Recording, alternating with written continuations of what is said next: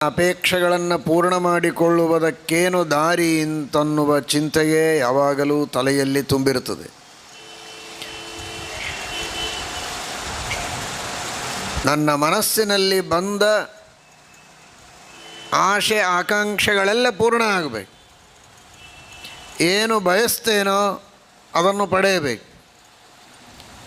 ಇದು ಮನುಷ್ಯನ ಸಹಜವಾದ ಚಿಂತನೆ, ಅಪೇಕ್ಷೆ, ಆಗ್ರಹ.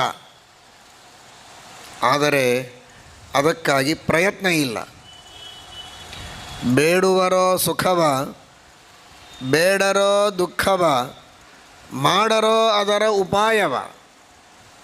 ದಾಸರು ಹೇಳುವಂತೆ ಸುಖ ಬೇಕು, ದುಃಖ ಬೇಡ, ಇದೇ ಎಲ್ಲರ ಅಪೇಕ್ಷೆ.